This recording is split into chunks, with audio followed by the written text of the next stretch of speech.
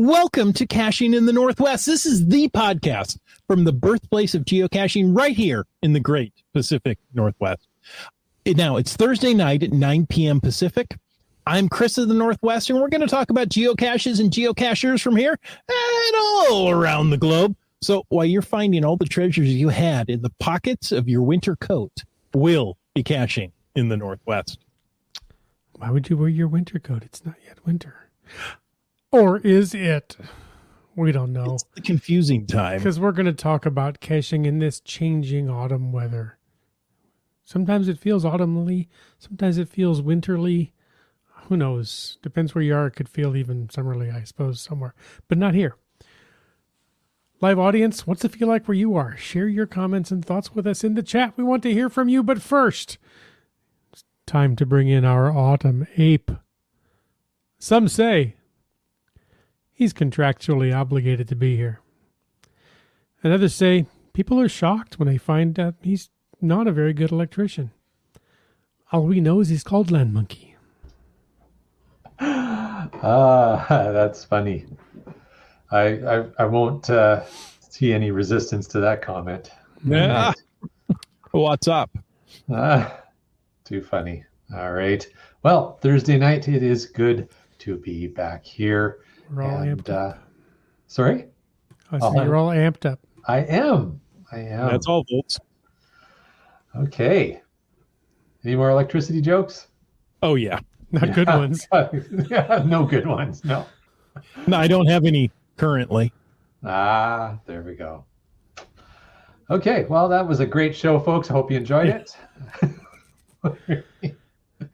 Anyways, hey, before we get started, and we're going to talk, and we really are looking forward. These are the kinds of episodes we really look forward to, the contributions from you, live audience, and your thoughts around caching in this transitional period between seasons. But before we get into that, it is time for our usual quick reminder that we appreciate the support of our patrons who help to keep this podcast coming each and every week. And thanks to Land Sharks, one of our corporate Denali level sponsors. Reminder, this is the final week. It's the final week to use the GWXVII. Yep. Aye. Code on the Land Sharks website to get a discount on almost everything. So that's GWXVII. Easy for you to say. Not easy for me to. Oh my goodness! And it just disappeared out of the chat. Uh-oh. Someone, or not out of the chat, out of the. I did it not. The show notes. Somebody went in and edited my comments. It was not I. Oh. Hold on. Yeah. There. It's back.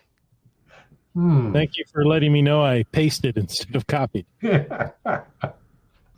Control V, Control C. It's very confusing. Yeah. All right. They're so close together.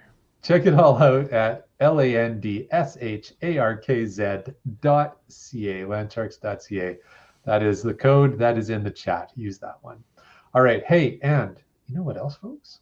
We've got another corporate Denali level sponsor, and they've got an app. Bum, bum, bum. Bum, bum, bum. Visit exploregoldcountry.com is the website. Explore Gold Country on Facebook, and you don't even need to do either of those if you just want to use the app and get all the current info about visiting, exploring, enjoying, and staying in Gold Country. So check it out on the Apple Store, on the Android Store, Google Store, whatever it's called. Google Play Store, all those places, and download it. Check it out. Your Windows Phone, your Palm Pilot, all those. I'm sure they have a Palm Pilot marketplace of your choice. Yeah. Indeed. And again, that's Gold Country Geotourism, and we thank them for their support of the podcast and encourage you to check out the winter activities up in Gold Country. There's lots to do this time of year up there as well. And folks, if you want to know more about supporting the show, click that Patreon link on the cachingnw.com, a website. Oh, thank you so much. We do appreciate our patrons. There'll be a little Christmas gift going out for you soon. So watch your mailboxes. Ooh, they might do a trick. Hey, It's time for the glow. What's And the some glow? people have asked in the past, what is the glow? What is the glow? Why, thank you. Some people in the present also ask. The glow is the geocaching log of the week. So whether you wrote it or whether you read it, we want to hear about it because great logs simply make geocaching better. Now you can send an email or a recording right there on your phone and send it to feedback@cachingnw.com. You can always call into 253-693-TFTC and show us how you glow. Now, folks, we need more glows. Please send in a glow today. For just the price of an email, you can help your favorite podcast continue. Would you consider sending your glow today? Please do. Because, if we get an overwhelming abundance of glows, we could have an all-glow show again. We've done those Ooh. time to time. They're kind of fun. But right now, the tank's a little dry, so send them in. This glow was sent in by Mrs. Landsharks via email. She sent that to feedback@cachingnw.com. Don't you know? It's from This Little Pig Went to Market. That's GC17 Delta Echo Juliet. It was logged by cacher 1020. Found it back in March. I wonder if that's the time he found it. I don't know. Does he do all his caching at 10:20? Or does he just change his username, his or her username, to the time? That would be a lot of work. Mm-hmm. I think it would be. Yeah, let's say not. However, this cache is in BC, and Len Monkey's nodding as though he's familiar with it. It's in Victoria, and it's a great cache. If it's in BC, Len Monkey is familiar with it, I think. Let's see. The log says, umbrella in hand. I saw hardly anybody around on a Tuesday morning after a light rain. After standing puzzled at ground zero, I was grateful for the description and hint. I meandered in the right direction and found a muggle seated on a nearby bench, talking on his cell phone. I took a seat at the other end of the bench, and given that no one else was around, I suspected he experienced me as crowding. He immediately said something about having to call back later and got up and left. Now, a quick glance in the correct direction confirmed my suspicion about where to begin the hunt, and a review of recent logs narrowed my hunch. I made my way closer and lingered at what I thought to be the best location for making the grab. I scanned for muggles. No one close. Nobody risky that I could see. I used my cell phone camera selfie function as a mirror, then, trying to look absorbed in the screen of my cell phone held with one hand, I used the other hand for the hunt. That was awkward, to say the least. I gave up on my contorted stealth and made the grab. Having signed the log and retrieved the travel bug, I closed the cache and again scanned for muggles. That was when I saw her. On the highest level opposite, observing me, staring intently through the railings at me without moving, was someone. Sitting and staring. Sheesh, I had not even noticed her before, and now the intensity of her sunlit gaze suggested that I had been under scrutiny for some time. What to do? I opened my umbrella and shook it as though to rid it of rain. Then, keeping it open and pointed toward my observer, I fumbled and fussed until the cache was again in place. That was even more awkward than the find. Whew. I dared to glance upward toward the observing muggle. No change in position. Now, for damage control, I walked to the stairs and began climbing, composing how to raise the topic of geocaching so as to enlist an ally. I reached the top and walked toward her. In the interests of appearing relaxed and casual, I avoided looking directly at her until within 10 feet. There, a quick glance relieved me of all anxiety. She was seated cross-legged, meditating, her eyes closed.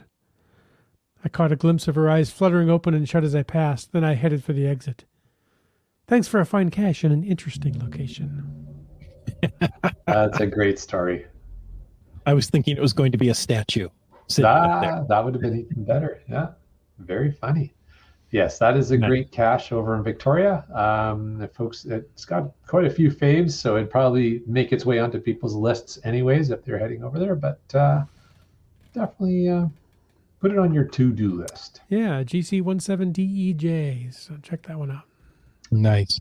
And, if you happen to be in the Victoria area, December 10th, we're going to have another one of our Caching in the Northwest holiday parties at the Land Shark store. What? I'm just dropping that right now. Okay. I hope we can make it because I just said it. All right, I guess we better start planning now. Is somebody going to contact Helen and Chris and let them know? No, I think we should just, We'll just show up. show up. Yeah. All right. Surprise parties. Who doesn't love a surprise party? Yeah, especially after hours at your place of work. That's the best time and place for a surprise party. Isn't it, though? I can't think of any problem with this. It is a perfect plan, Chris. Yeah. Thank you. Yeah. So when was it? December 10th. I don't have a time yet. So, show up all day. We'll start very early in the morning and just stay there. What could go wrong? This plan just keeps getting better and better. Yeah. Mark that date on your calendars. We'll get an event out to you soon. Looking forward to it. That'll be awesome. Hey, now, we're going to talk about autumn caching. Now, autumn is a word not everybody spells properly because it's got that strange MN combo. Ottoman. Autumn. Isn't So let's use the hashtag fall. It's the Ottoman Or Empire. tonight's show. And use that hashtag if you want to contribute to tonight's show, and we know you do. Also use the hashtag FATAS to bring up something in the after show. And let's not forget about hashtag podcast baking and tell us what you've got cooking this evening. All right. I don't think we've got any more bacon going because with 3 pounds, if that's gone in a week, we may not have a listener. Yeah. Fun. At least not for long, right? So say autumn is that kind of hoity-toity season that has to have 2 names. Is it fall or is it autumn? Yes. Hey, what other season has that? It? I guess. Now, I like fall. I like autumn. It's one of my favorite seasons. But why does it have 2 and the others only have 1? I don't know. I don't know. Yeah, the autumn seems to be very proper. Perhaps it's more British. You know what? I'm curious of our listening audience, our live listening audience, or if you're listening to this later, if you know if any of the 4 seasons have multiple names in any other languages, like in English, it's fall or autumn fairly interchangeably. But, I am, as far as I know, in French and German, there's just 1 name for each of the seasons. But maybe I'm wrong. And I'd be curious if our listeners know of any other languages where there's a season that has 2 sort of semi-interchangeable names. I would find that interesting. I don't. In French, it's all 1. Now, what interests me lately, people will say, well, here, let me provide you with a coffee with this autumnal blend. Oh, wait, is there any other season that has a special name like that? Or if you use it as an adjective, it's a summer roll blend. No, you don't ever say that. Summernull? Seminole. No, that's different. No, that's something else. But Mr. Tumnus, that's different too. Ah, yes. Anyway, autumnal. That's always one of the words I like to throw out there. I don't know why. Hey, there you go. We've got a little bit of news. Ooh. And if you're a listener of Caching in the Northwest, this is now old news. Because last week we had Lisa from Cache Advance come on and talk about this very news that was released this week, that Cache Advance has been serving geocachers since 2005. You probably knew that too. As a longtime geocachers themselves, the Cache Advance team is dedicated to inspiring cachers to explore month after month with its Cache Crate subscription box. In celebration of thousands of Cache Crate subscribers, Geocaching HQ has teamed up with Cache Crate to release 3,500 limited edition Cache Crate trackable cachekins across the United States. You can request one by going to geocaching.com/cachecrate. That's CACHECRATE. That's all I got. Preceded by geocaching.com /. Yes. Yeah. I mean, yeah. Yeah. Well, cool. Yes, So- and we did get the scoop last week right here live on the podcast. We get to hear, talk to Lookout Lisa and hear all about the cache crates and the cache kins and all those neat things. So go request yours now if you're in the U.S. Sorry, Canada. I didn't make the rules. No, Well, we didn't. It's not just Canada. I mean, there are lots of other countries where there's also geocaching. This is true. And I think it's great. I really appreciate Lisa coming on to the podcast to give us the scoop on this. And I think it's a great idea. I just find it interesting that there's In this so day and age. rarely trackable promotions in any country other than the US. There have been, but they're quite rare when they're Okay. outside of the US. Now, am I right in saying that in Canada, there are different rules for giveaways? You have to earn it somehow, correct? You have to Well, do a simple math. A skill Problem. testing question, but my Skill goodness, it's not. They call it a skill testing question. It's usually what's 42 minus 2 plus 40, right? Like it's not something really hard. So, I don't have that many fingers. right? Well, you have to bring in friends. Oh, There you It's go. a group test. But anyways, I mean, Brian Lang's just Except agreeing with Quebec, you. which has different rules. So Quebec perhaps does it's, everything differently. yeah, perhaps it's in fear of those different rules across the country that they just say, you know what, it's easier if we just don't. Well, it would be nice to know what the reason is, Mhm. because as far as we know, they don't like us. I don't know. That's exactly the reason right there. Is Canadians are so rude and obnoxious that we just exclude them from everything. I'm trying to hold up my end, so it's a lot of work, man. Anyways, how about we get into tonight's topic? Well, we've got a comment here from What's that? IHAM that says there's the autumnal equinox and the spring is the vernal equinox. So Okay. the spring But- is also vern. But I was going to say, have you ever heard anybody refer to spring as, it's vernal?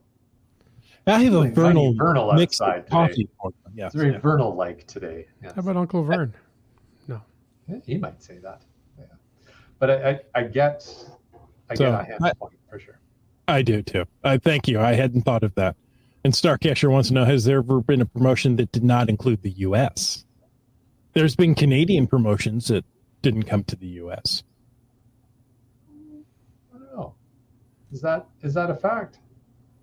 I thought there were. I thought there were I'm pretty some. sure there has never been. Okay. Canada only. All right, the Mountain Warehouse. It was UK and Canada, but so it wasn't Canada only. I don't know. I have to check and see if the US participated in it. I thought the don't- US could participate in the Mountain Warehouse one. I think it just was also Canada and the UK. Okay. Anyways, it Don't is know. pretty rare. But let's move on from that. Well, maybe I thought this was a question to us, but maybe it's not. Okay. Well, I'm a Seedback Tribe asks, where's the event? I'll be busy that day, helping with the Japanese school fair. If this is the event we talked about earlier, it's going to be at the Land Sharks store on In Esquimalt, in Esquimalt on December 10th, Saturday. Saturday. I know. I'm trying to think of the name of the island without saying the name of the city. Vancouver Island. Just outside of the capital city of British Columbia called Victoria at the south Yeah. end of Vancouver. I had Victoria stuck in my head and I was like, no, it's the other V. Come on, Chris. You can think of this. You can do it. And so I would rather say nothing than say it wrong. Well, if you say nothing, Jim just fills in for you. So that works. Bingo. Hey, okay. So people asked, is there a topic tonight? Well, yes. Autumnal caching, There you go. obviously. Let's get back on that. All right. So we're talking about caching in autumn or fall, whatever you prefer to call it, Mm-hmm. and dealing with the rapidly changing weather. As Wits End said, it could start out is almost summery and end Yeah. the day winterly with a autumnal in between. Yeah, this is often the time of year when all of my jackets migrate to my place of employment. Because in the morning it's chilly and I put it on and I go to work and take it off and hang it on the hook. And in the afternoon, it's like, oh, it's such a nice day. And I jump in the car and go home. And the jacket stays at work. So tomorrow, the next jacket goes on and lather, rinse, repeat. As So I've long as taken your keys and wallet aren't in the jacket. I was just going to say, I've taken to leaving my car keys in my jacket pocket. So then I can't go home without it. Or at least it's very difficult. So It's a long walk. yeah. I do enjoy the extra pockets. When it starts to warm up, I miss not having those extra pockets to carry around. Then you get used to it. You wear shorts and you may not have pockets at all. Cargo And pants. today, I put on a jacket and I was like, "Ooh, I've got extra pockets. I can put things in. Yay." So I head out like a Sherpa with my pockets full. And you reach in and you look and you go, "Huh. Well, last time I wore this was in April." Yeah. Because here's the receipt of, wherever I was. So yeah, I think there's some great comments as well popping up here in the chat. Speaking of the clothes one must wear, Dora Moore says fall is layers, layers, and more layers. And Yes. I think, the number of times we've had our good friends from Adventure Smart on and talked about how to be prepared in this time of the year, etc. But yeah, one of the key things is always dressing in layers, so that if you do have changes in the temperature, and particularly if you're out for a hike and working up a bit of a sweat, you have that opportunity to layer down, layer up as you cool off, and it's a much safer way of doing things. So yeah, layers, Exactly. indeed. All The right. more layers, the better. Yeah. And make them smart layers, right? We're not talking t-shirts and flip-flops and socks. Flip-flops and socks, that's 2 layers right there. Are they though? Is it really? Is it flip-flops and socks? I thought it was just like sandals and wool And socks. Okay. Yeah. It's the PNW dad look. Yeah. Yes. Sandals and wool socks. With a hoodie, a full-length hoodie, shorts, sandals, and socks. There you go. Wait, what more could you ask for? I can't see Exactly. a problem with this either. Yeah. Apparently his top is cold, his shins are warm, and his, toes are just toasty warm. in Just the sock. perfect. Yeah. I mean, yeah. Preferably a good wool plan. sock. No, that's good. And it's definitely, so definitely clothing is something you have to keep in mind, and layers is probably the most advisable approach. But for caching itself, I think one of the key things is good old time change, and the fact that if you want to go caching, after work or on the weekends, your window is a little bit smaller for at least for daylight caching. Exactly. Himsa's got overtaken by darkness this evening whilst Yes. caching. Comes up rapidly, but you have time in the morning now. You can go In grab theory. caches on the way to work. Yeah. For a period of time before it gets dark then as well. Yeah. Or darker. Yeah. Yeah, it's honestly, I always find this a tough run from around, end of October, so through, I guess, all of November and most of December, because December 21st, I believe, is the shortest day of the year. The winter So from this- solstice. Yeah, so from this point on, the days just keep getting shorter and shorter and shorter, and I don't know, I struggle with it a bit. I find it's tough to get motivated, and when it's just always dark out. So Mm-hmm. Can be a little There was challenging. a couple of years back where I had, a bit of depression that I had never dealt with before. And I was like, it's because it's so dark. After all those years, right? Why did it suddenly sneak up on me? But nonetheless. it's important. It's an important thing to acknowledge. Lots of people struggle with it, and I think I certainly don't have any answers. But it's, if nothing else, talk to somebody. Yeah, exactly. Mm-hmm. Exactly. And if it is go ahead. That's because if it is a daylight thing, I know I had a former coworker who had one of those daylight temperature lamps on his desk. And every morning he'd come in, he'd kick that thing on for at least an hour and bask in the light of, I don't know. Seemed to help him. I don't know. Nothing wrong with that. Now with the advent of smart bulbs and such, you could set it to the right color temperature to get you that morning sunlight if you're looking for that. Probably also like schedule a gradient in it of adjustment of color. Yeah, that's a good idea. I like that. I wonder, can I put that in my lamp downstairs? I'm gonna have to do some thunking on that now. Go ahead, we'll wait. Yeah.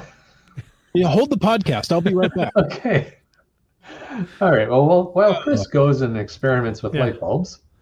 Talking about weather, Smartcacher said in Toledo today it was 74 degrees. All next week, and then for the next 10 days, it will be in the 30s and 40s as highs. So that's a big change. Yeah. That is a big change. Yeah. 74 is at about 23 Celsius, by the way. Okay. Thank you. I know. I think 72 is room temperature. I think. Somewhere. Yes. Well, that's what we consider room temperature here. All 72. Right.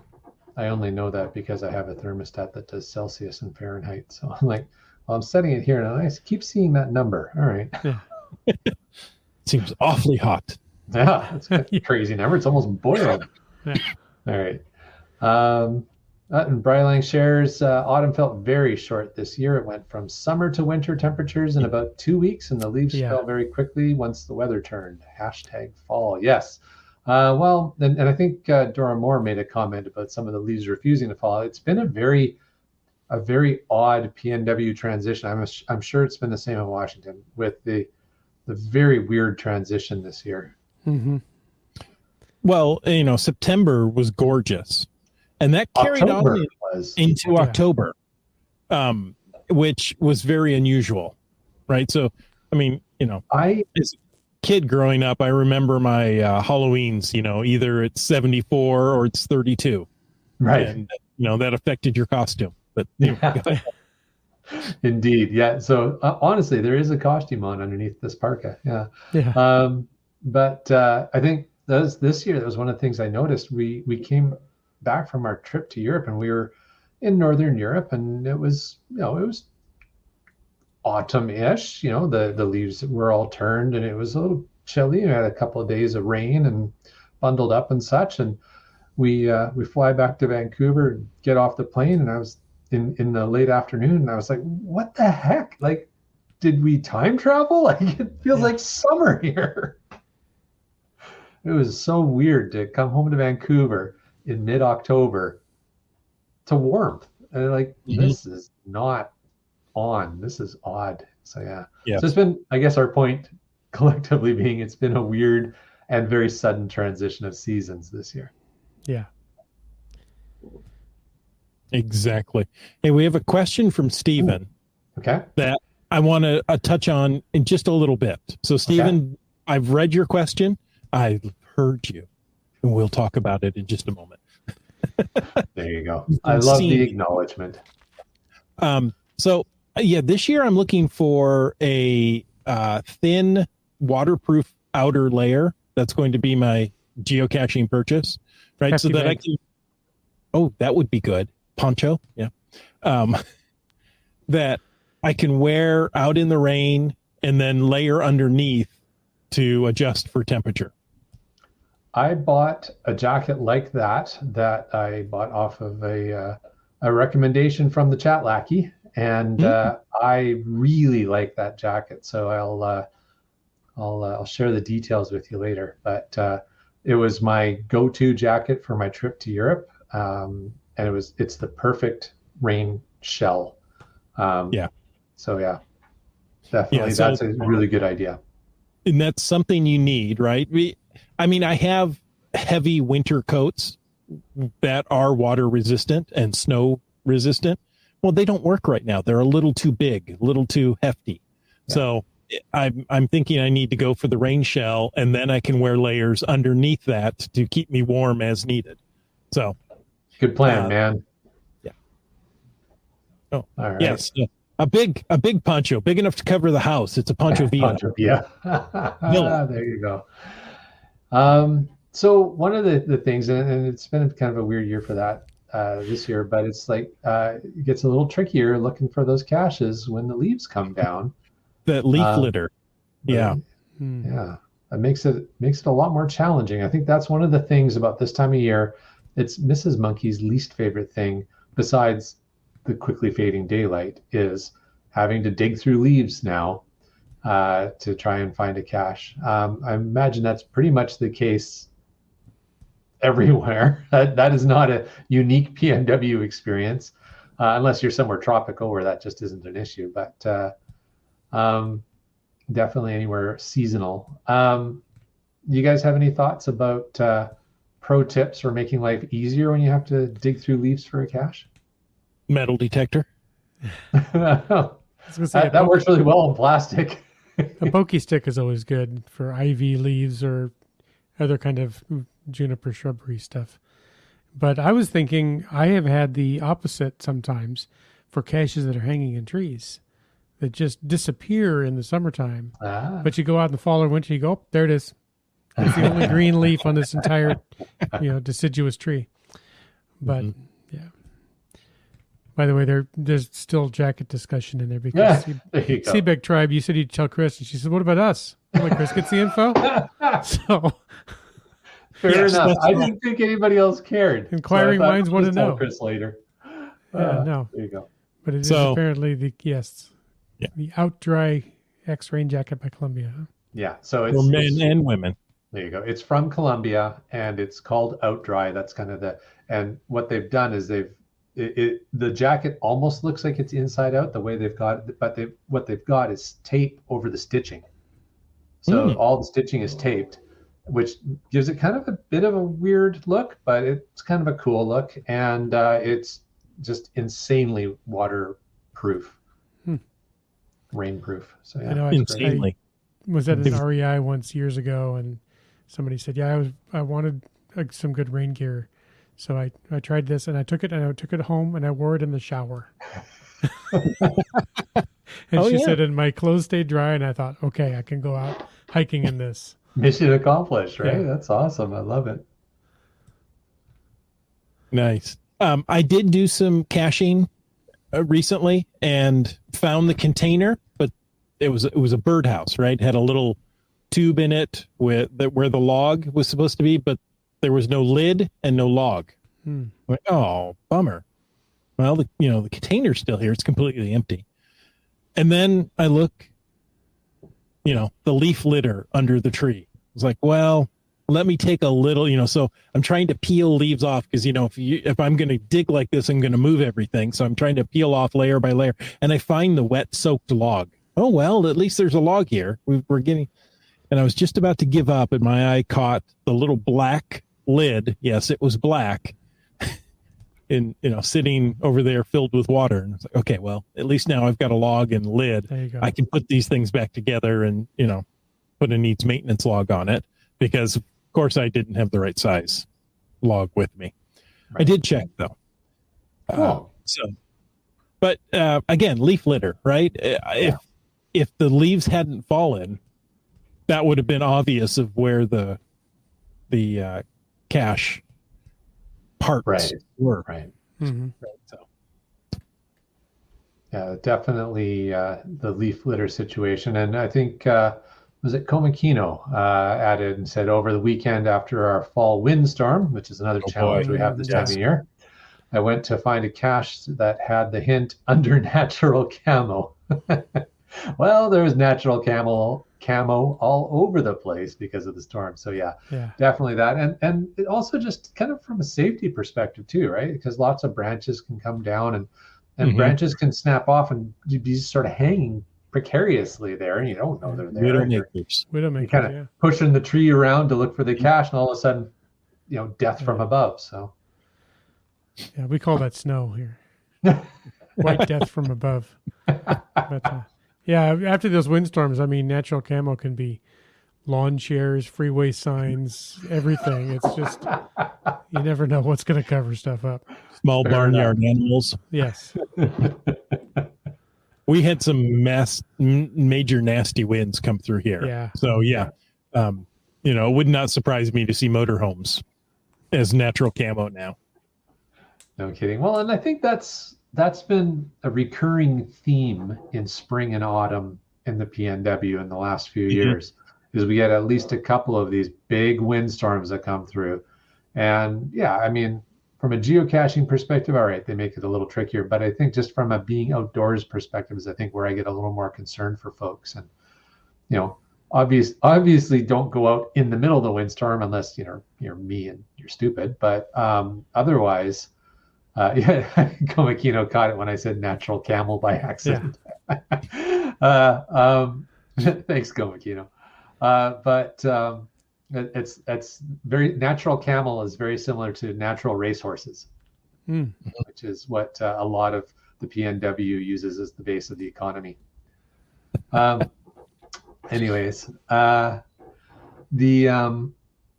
think it's just more a question of being careful when you go out, because you don't know what has been disturbed or who is disturbed or what, branches and such are in a precarious position. So I think there's just an aspect of caution that comes into play, but also just as you guys were saying, the leaf litter, branches, everything on the ground now, you got to kind of dig through a bunch more stuff. That raises a question for me that I will pose to you gentlemen. And it's, how much is reasonable to dig through? Like how much, where is the line between, okay, now I'm just wrecking nature, looking for this cache, versus I'm going to move these leaves. I mean, Chris, you suggested lifting leaf by leaf. I don't know any cachers who actually do that, but only because I suspected it was right under the tree, right? Otherwise, no. So you come into a new area and you're like, okay, well, how much is your GPS off by? Is it, 10, 15 feet in a wooded area? Yeah. Well, that's, that could be a dozen trees in that, that's a big radius, in that, large radius. So do you, kick down to the grass on everything and, hope for the best? And as you're doing that with your foot or pokey stick, you've just launched the cache 4 feet off of its position. Well, and, I hate to bring it up. I don't want to be that guy, but you also sadly have to be careful pawing through leaves, especially if you're close to any kind of urban environment, because people leave all kinds of objectionable, hazardous materials behind, and we'll just leave it at that. So good point. Be careful when you're poking through. Yeah. So gloves and a pokey stick. Yeah. Sound like good advice this time of year. Yeah. Well, let's get some information from our listeners. We'll start with Seabeck Tribe, who now has the jacket information. As the leaves have been an issue with my cache recently. I actually did it purposely when there wasn't much other coverage for the container. There you go. Star Cacher says it's easier to find a cache buried in leaves when there's more than a half inch of snow. Or as opposed to when there's more than half an inch of snow. Yeah, for sure. That's definitely, and I guess we're segueing into winter caching topics, but well, that can happen in the fall as well, right? I mean, we can go full snow winter. It's already snowed in the past. It's true. It has. It's true. Yeah. Apparently, Dormore has large 12-inch tweezers that are great for poking through. Wow. Wow. You're going to have to give us the information where you got those. Yeah, that's for really big slivers. Yeah. Will they fit in the pocket of your out-dry jacket? I don't know. To be determined. Is there a tweezer pocket? That's for the widowmakers that fall and embed themselves into the back of your neck. You use the 12-inch tweezers to pull out the 3-inch branch. Too funny. Wits End, why don't you read this one? Let's see. Brunling says, there's one cache I've looked for a couple of times, always during the #fall leaf season. It's still a DNF. I pondered going back this year for another look, but decided against it.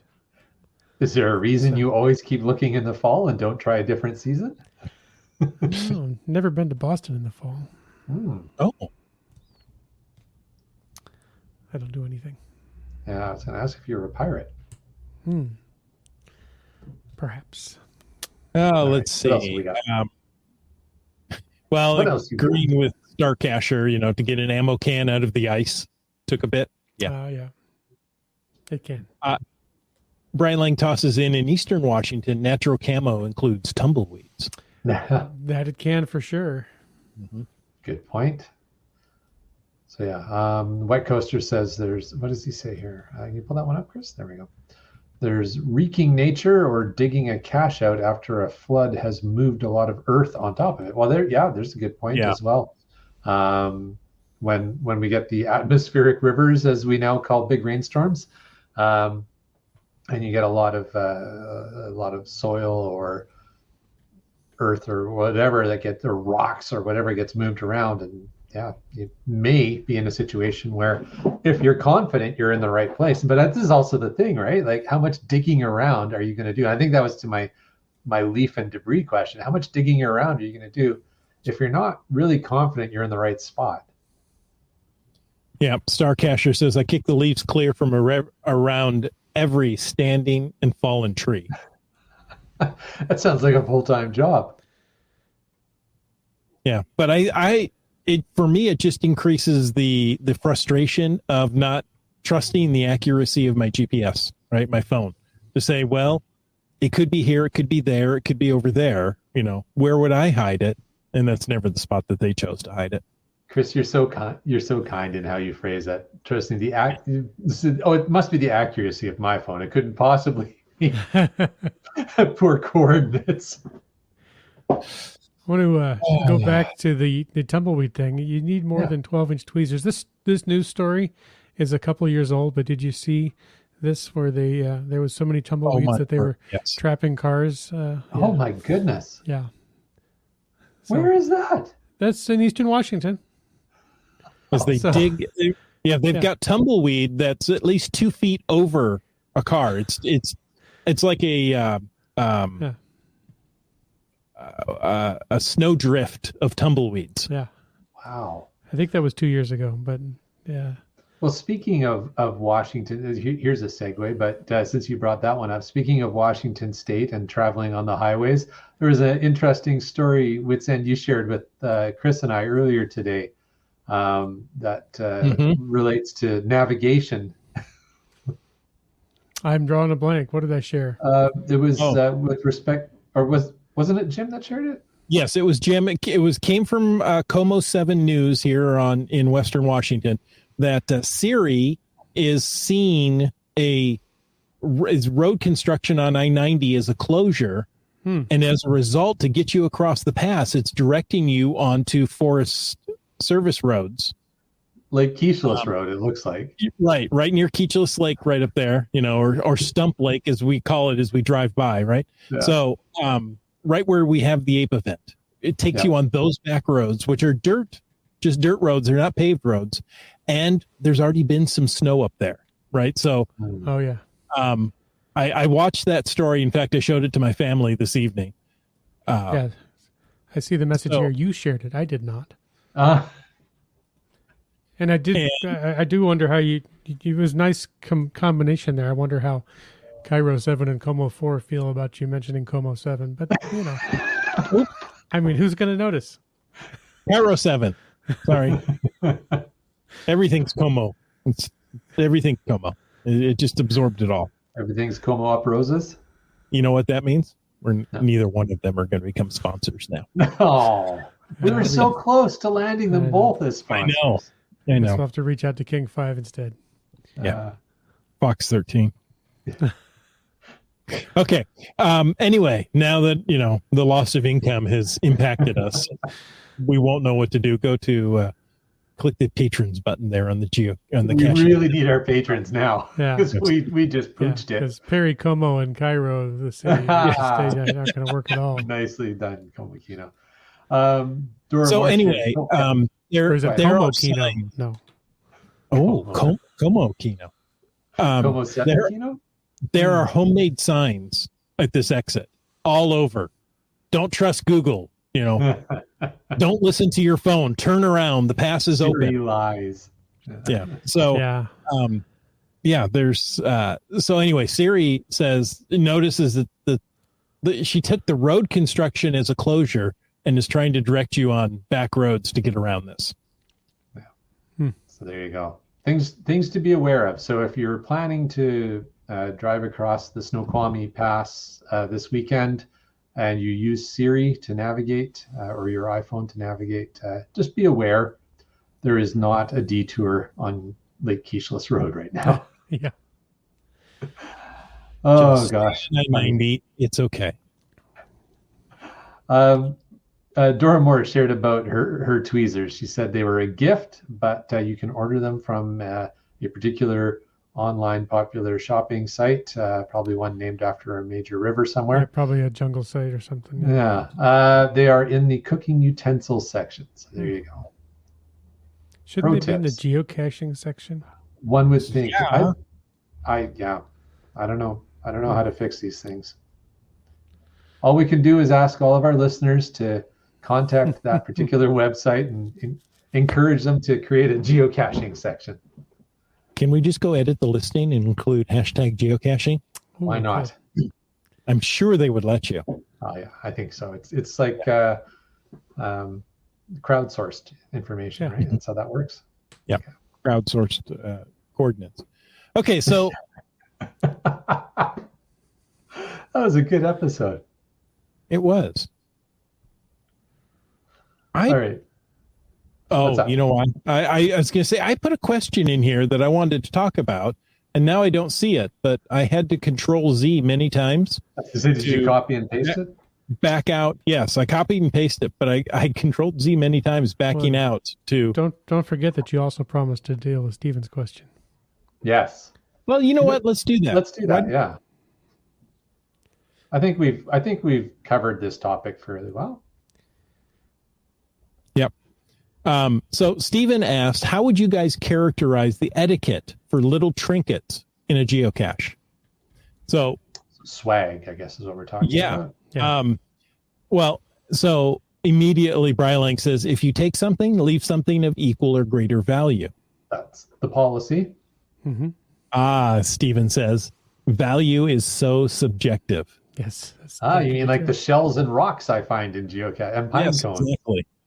So that brings up a question here. Let me go back to his original. When I was caching with my kids, I had a bag or two of swag because, they would always, I want this. Yeah. And I want this and I want this and I want that. No, 2 items. That's it. That's max. Right. And that's when we're going to trade them out for something we have in here. Yeah. But I would often see coinage or, a dollar bill or two. And I looked at that and I go, well, somebody didn't have something of equal value, so they put in cash. What do you guys think about that? Is that a fair trade? I mean, I think it is. I think the problem is that increases the temptation for somebody else to come along and just snag the money and not leave anything in its place. Mm-hmm. Right. So I think it's well intentioned, absolutely. Yeah. But I think it kind of terminates the fair trade policy at that point. It's like, ooh, money, okay. Yeah. I don't think someone's going to take $1 and put $1 in change back. I just don't see that happening. Need a penny, take a penny. Yeah, exactly. So, I look at that and go, well, that may be okay for that one trade, but the trade stops there. Exactly my point. So, yeah. Yeah. So, I look at that and go, well, I don't think that's fair. I don't think that's a fair trade, right? If the kids come up, they're going to go, there's 4 quarters in here.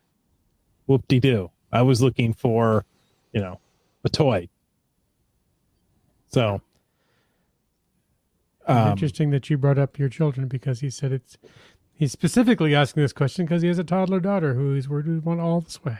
There you go. Yeah. So and that's I'm the same way. When my children were little, we always carried swag around, and it was a good teaching opportunity to say, no, you can't just take everything it's in there. You have to pick and Right. choose and then trade something else for somebody else to come along.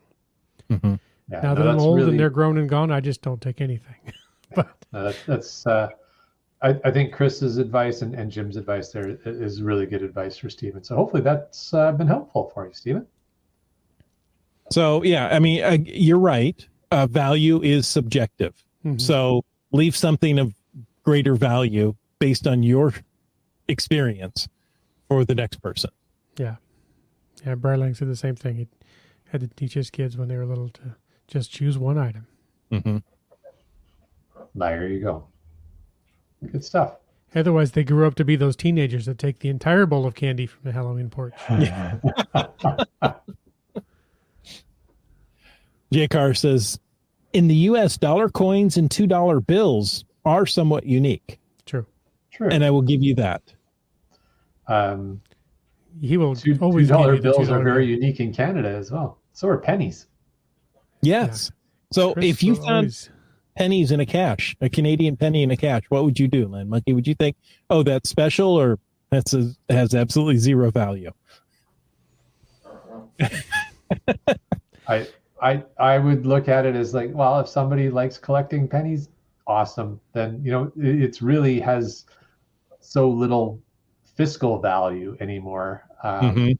And they're out of circulation in Canada. So you could say, oh my gosh, it's a collector's item, but there's still so many of them out there. It's not. But that would almost be the equivalent of like what do they call it? Like when the pennies that you put into the machine and you Smash Slug? penny?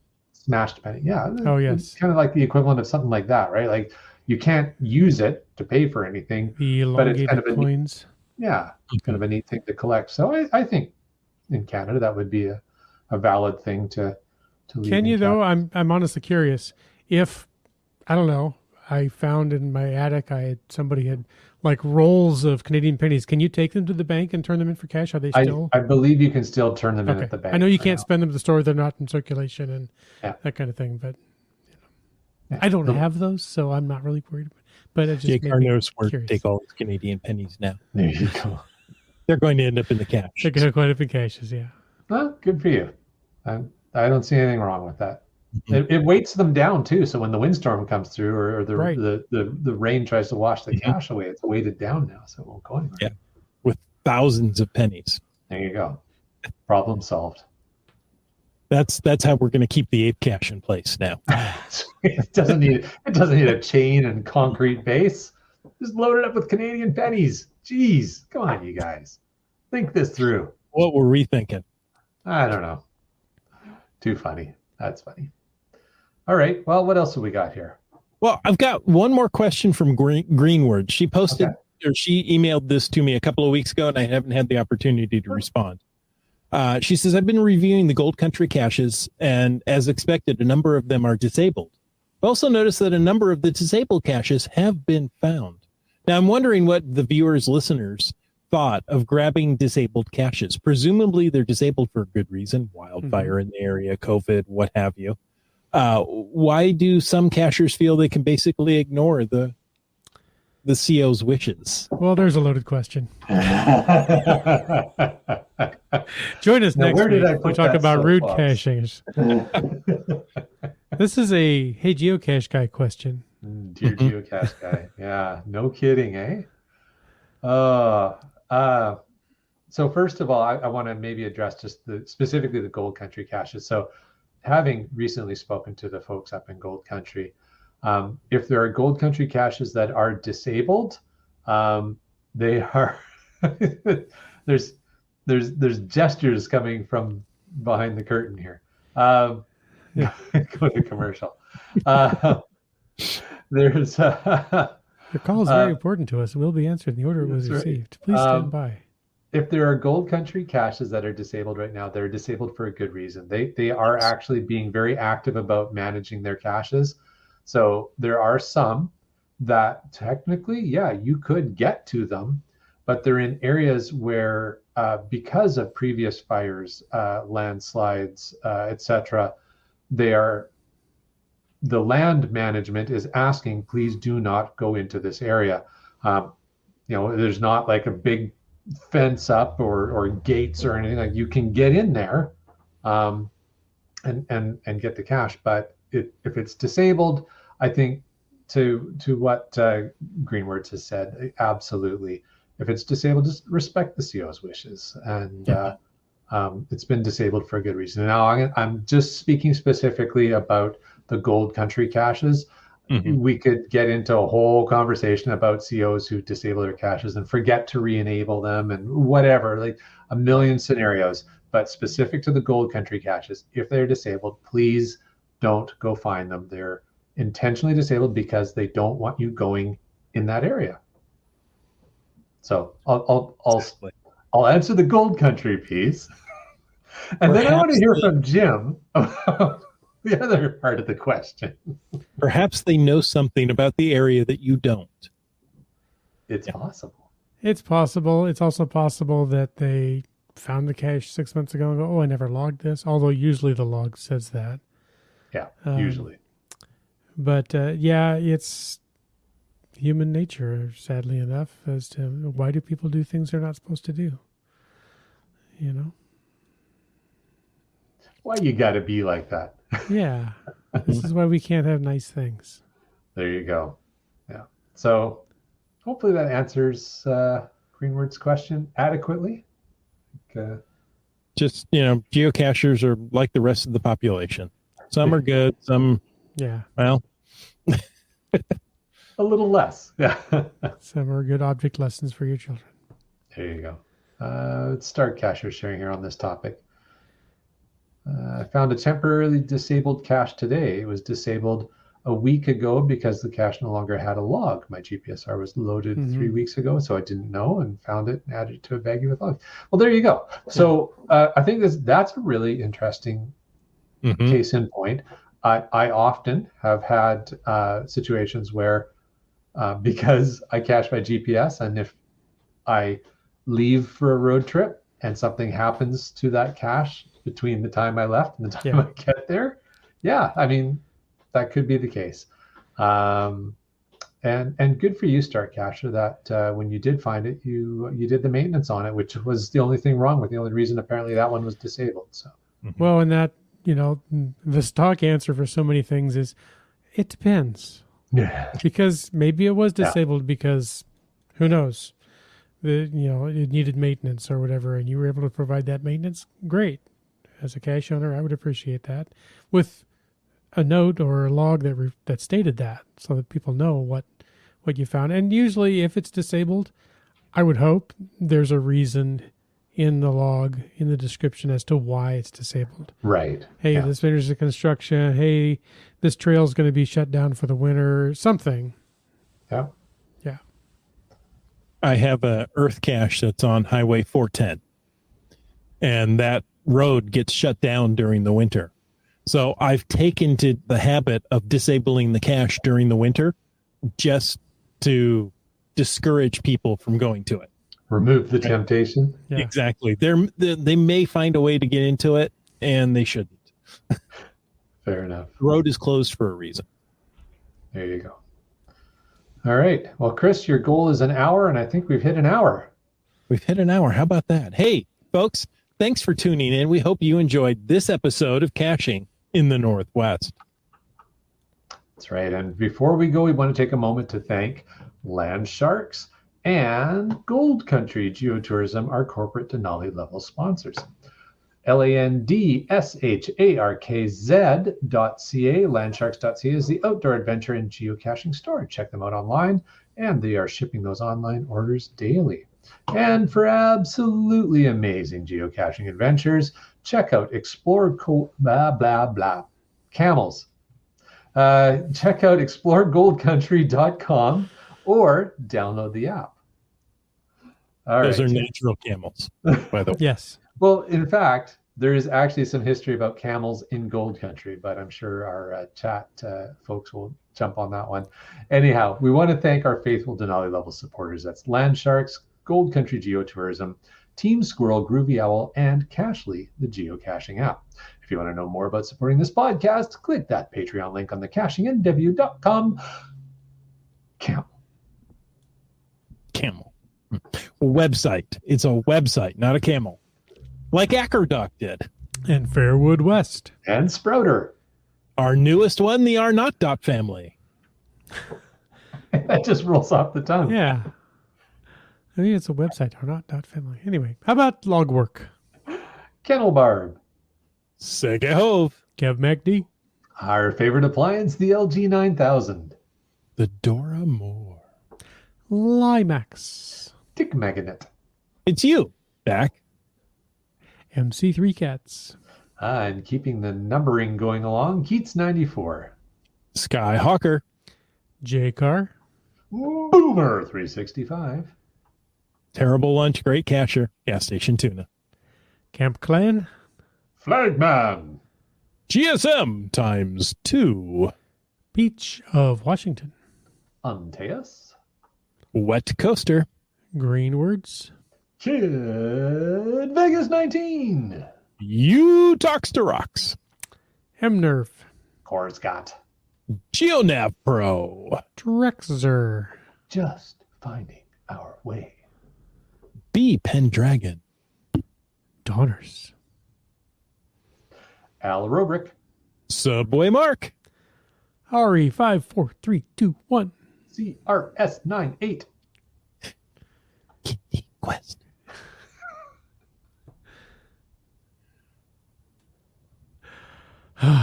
Just leave me speechless here. I'm going to go back to Genies. How about that? How about that? And active in the chat tonight with lots of great contributions, Seabeck Tribe. And, of course, Team Noltex. All right. So, folks, thanks for taking the time to listen to this episode of Caching in the Northwest. Your support helps keep the quality shows coming. If you like the show, click the Patreon link on the cachingandw.com website. If you didn't like the show, let us know what you want us to talk about. In either case, please subscribe on Apple Podcasts, Google Podcasts, Stitcher, iHeartRadio, Spotify, and more. Subscribe and give us a review. Now, if you were in a restaurant, you would tip. If you were in a live audience, you would clap. But since you're on a podcast, leave us a fast, free, fabulous, fantastic 5-star review. You can also call us into 253-693-TFTC and leave us a comment, ask us a question, or help us with our autumnal coffee order any time of the day or night. And, of course, you can email us at feedback@cachingandw.com. Join us every Thursday night at 9 p.m. Pacific for a live show, and as we've proven tonight, even livelier chat. The show is produced by Chris Umpenauer, Jim Paulwitz, and Jay Kennedy. It's licensed under Creative Commons Attribution 3.0 license, copyright 2022 by Chris Umpenauer. And, folks, I ask you to stay tuned for The After Show. the after show.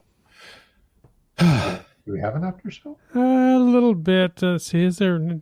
Well, let's see. Well, this one was actually from the fall. Keats says, nothing beats a drive down the Cabot Trail in the fall.